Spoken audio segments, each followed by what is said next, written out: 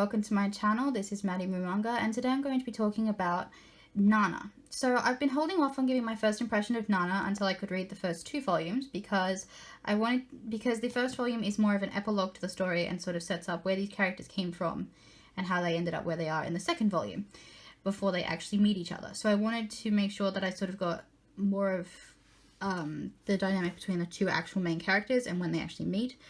Not just the story beforehand, before I gave an impression of it. So this is a very old shoujo manga, and if you see on the back, it says the most popular shoujo title in Japan. I don't know if that's still true because it is quite old now, but Nana follows the story of two young women named Nana who moved to Tokyo around the same time. Upon moving to the city and looking for a rental, the two Nanas end up moving in together.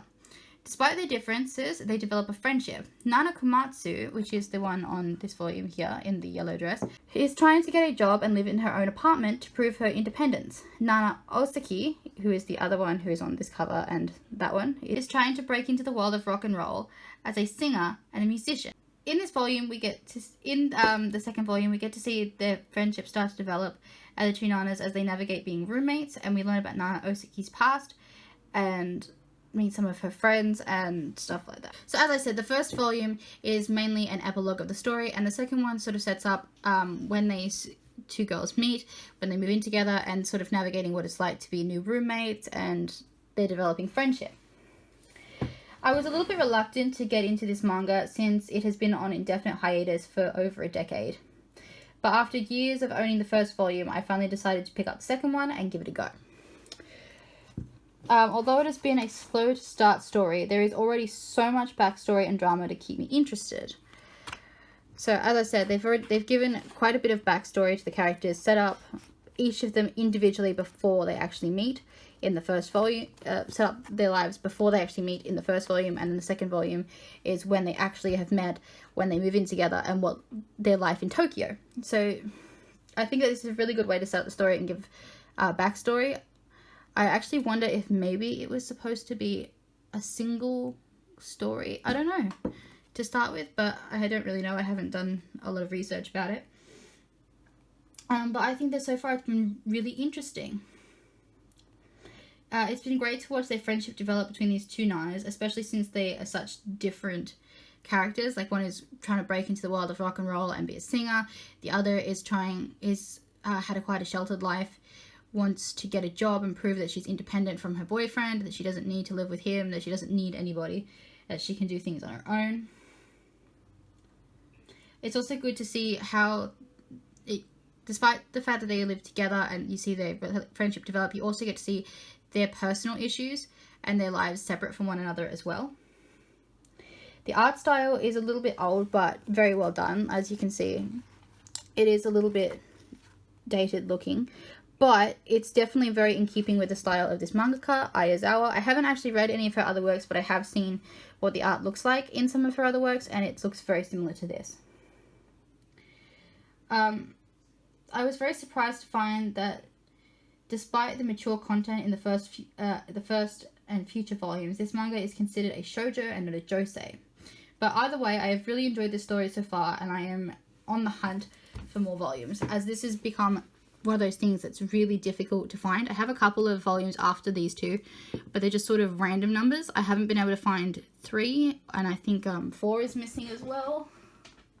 Oh no, I have 4, I'm missing 5, and everything 8 and above. They've just been all perpetually out of stock.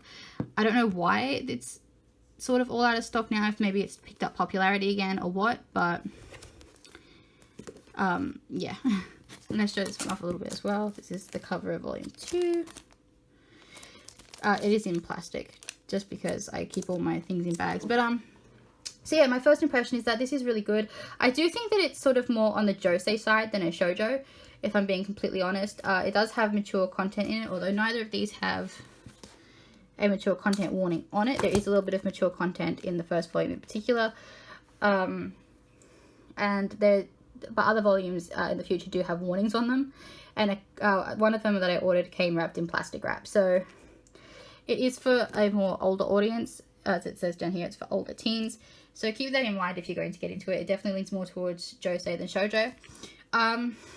Would I recommend this? I don't know. I have enjoyed it, and I do think that I would like to get more volumes of it when they come back in stock or whenever they get reprinted. If they get reprinted, I'm not sure if they're going to be. I hope that they will be, but I don't know for sure. But it's hard to say that I recommend it when it's not finished, and it might not be, ever.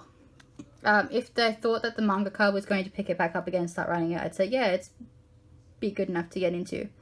But because it is very difficult to find the volumes, and because it's not ever going to be finished, I'd say that it may not be worth it for everybody because of that. But the art is great, the story is good. I do want to see what happens with these characters, but I'm also a little bit reluctant to like invest in it, you know what I mean? Like, I don't want to get too invested in these characters just to get to the end of 21 volumes and not have a conclusion. I do hope that one day the mangaka will pick it back up again, but I don't think that that's going to happen. But all in all, it is really good, and if you like shoujo drama this with female leads, this might be a good one for you. But keep in mind that it is not finished and probably won't be. But thank you if you stuck around to the end of this video. I really appreciate it. I have more videos coming out in the future. I have recently purchased the first volume of Sweat and Soap digitally, so I'll be doing a first impression of that. I also am working on a review of Kiss Him Not Me, as I finished the series recently, and I'm going to give like a whole overview of the series. It will be spoiler free, so if you haven't read it but you would like to know if you should, it'll be a good video for that.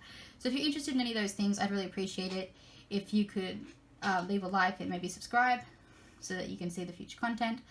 I also have a link in the description where you can send a tip through Streamlabs if you'd like to help out the channel. I also have a Twitch and other social medias that are linked down below as well if you'd like to follow me in other places.